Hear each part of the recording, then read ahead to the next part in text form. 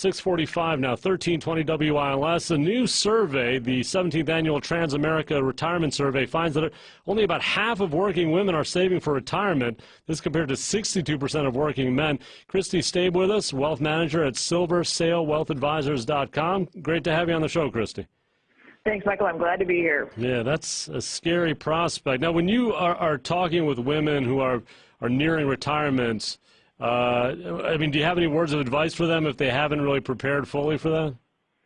Well, there's some tools out there that you can use to take whatever savings you do have and leverage it, in the case of like long-term care insurance and other things to help you through your older years. And a lot of times the men die first. Mm-hmm. And so the ladies have to take care of themselves from their own savings or through the insurance, and sometimes from help of family members like kids.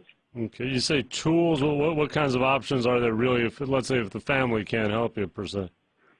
Well, having the long-term care insurance, and there's different kinds of policies out there to buy. Mm-hmm. But the best thing to do is, if you are a younger woman, start saving for yourself.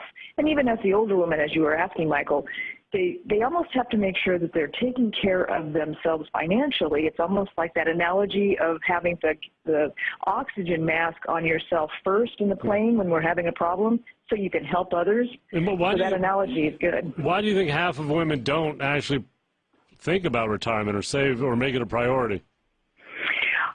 There are a couple of reasons. I think one is they might be thinking that their husband or man or partner is going to be taking care of them, and sometimes there might be great meaning to, but it doesn't happen. Mm-hmm. The other is that women tend to, not always, but they tend to spend more money on their family, their children, their parents, and forget that they need to take care of themselves. And the other thing is that they're not very they don't like to take risk in the markets. Mm-hmm. I'd rather have that little bit of money in the bank than risk it in the market. So if they're fairly young, go ahead and invest it, ladies. You're going to be okay. And what happens when the husband passes away?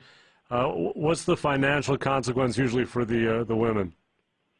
Well, the financial consequences, we've got to look at, do you have any insurance, what's left over, and, what are your expenses now? Because a lot of times you've got to get those expenses down and think about what kind of medical care that you're going to need in the future.